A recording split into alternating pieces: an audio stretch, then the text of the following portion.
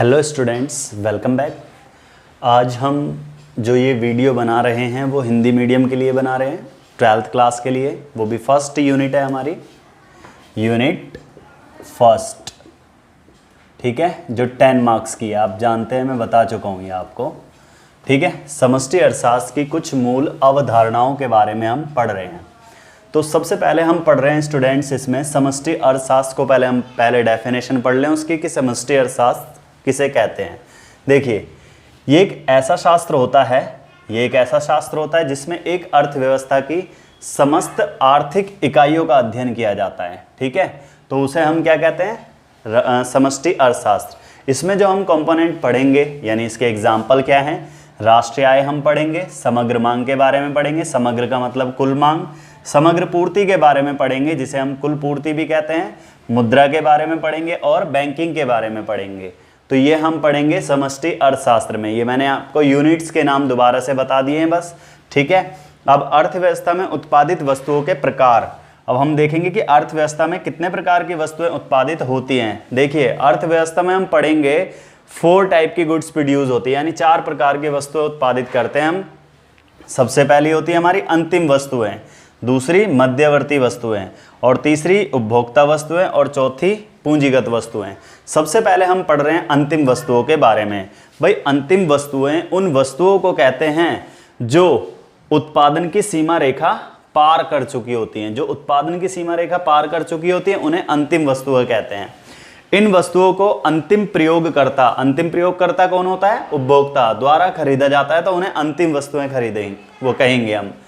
अब इन वस्तुओं में कोई मूल्य शामिल नहीं किया जाता, ये इंपॉर्टेंट चीज है। ये जो वस्तुएं होते हैं, अगर मैंने ये मार्कर खरीद लिया है तो ये अंतिम वस्तु कहलाएगी।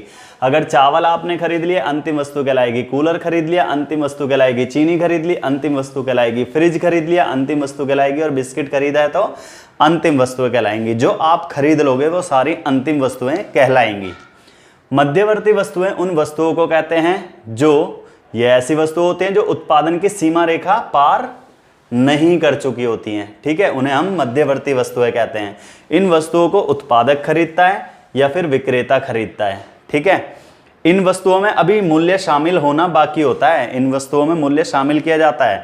अब जैसे उत्पादक ने क्या करा, गन्ना खरीद लिया तो वो चीनी बनाएगा। अगर उत्पादक चीनी भी तो खरीद सकता है भाई।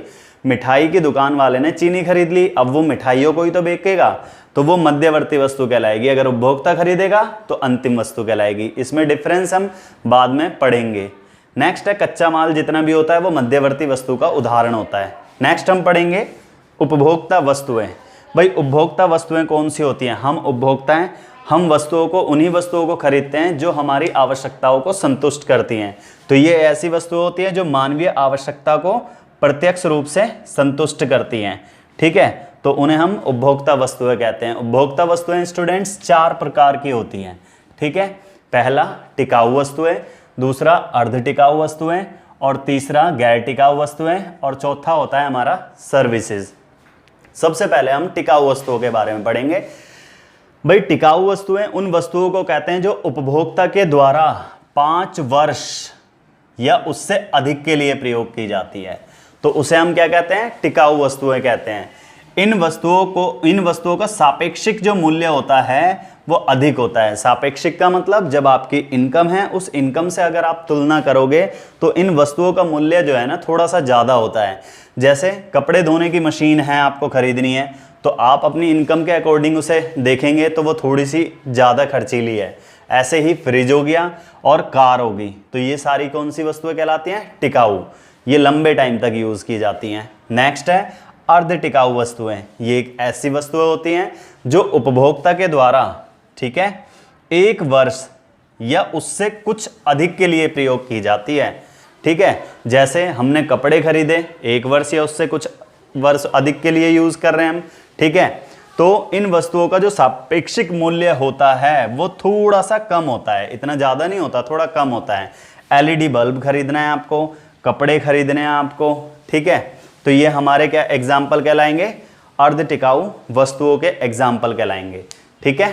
तो ये हमने पढ़ा है इसमें कुछ बेसिक कॉन्सेप्ट के बारे में कि इकोनॉमी में, अर्थव्यवस्था में 4 प्रकार की वस्तुएं उत्पादित की जाती हैं और मैं उपभोक्ता वस्तुओं के बारे में बता चुका हूँ, उसके 2 टाइप अभी हम पढ़ेंगे, तो इसे प्लीज़ आप कॉपी करिए, ठीक है।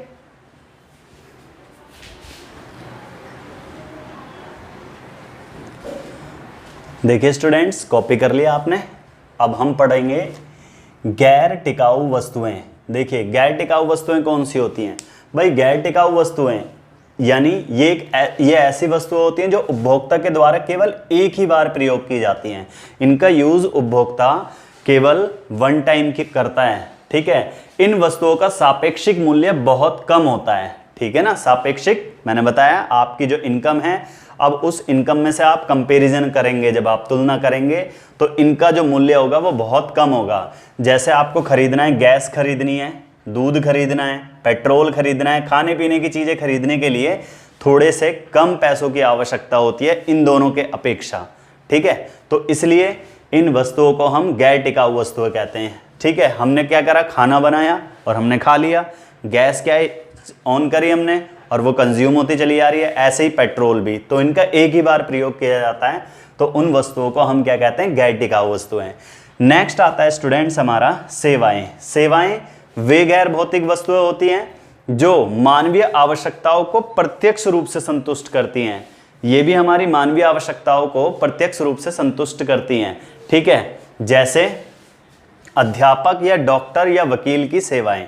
भाई हम उसी अध्यापक से पढ़ना चाहते हैं जिससे हमें समझ में आता है। देखिए अब मैं इकोनॉमिक्स पढ़ाता हूँ, ऐसे ही आप भी स्टूडेंट्स पढ़ते होंगे इकोनॉमिक्स, तो आप उन्हीं टीचर से पढ़ना चाहते होंगे जिनसे आपको समझ में आता है, ठीक है।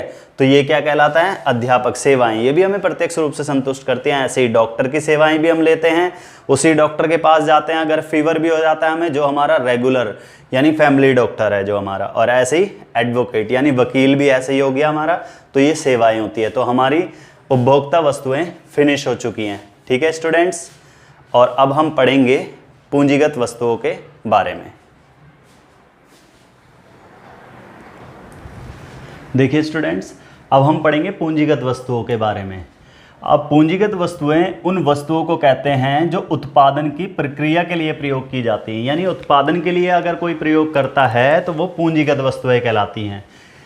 देखिए इसमें हम जो उपभोक्ता वस्तुओं के बारे में पढ़ा था हमने, टिकाऊ वस्तुओं के बारे में, अगर उसे उत्पादक यूज़ करता है तो वो क्या कहलाएंगी, पूंजीगत वस्तुएं कहलाएंगी। जैसे उत्पादक द्वारा उत्पादन प्रक्रिया के लिए कार का प्रयोग करना, ट्रक का प्रयोग करना, फर्नीचर का यूज़ करना है, तो ये क्या कहलाएगी, पूंजीगत वस्तुएं। भाई उत्पादक के द्वारा प्लांट और मशीनरी और औजारों का तो प्रयोग किया ही जाता है स्पेशली, तो वो हमारी पूंजीगत वस्तुएं हैं। भाई इन वस्तुओं को जो है ना उत्पादक कई वर्षों तक यूज़ करता है, बहुत सालों के लिए यूज़ करता है।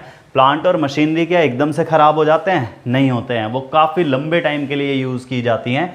और इन वस्तुओं में मूल्य ह्रास पाया जाता है। मूल्य ह्रास का मतलब मैंने आपको बताया था, जब हम किसी परिसंपत्ति का निरंतर प्रयोग करते जाते हैं तो उसके मूल्य में गिरावट पाई जाती है, जिसे हम मूल्य ह्रास कहते हैं।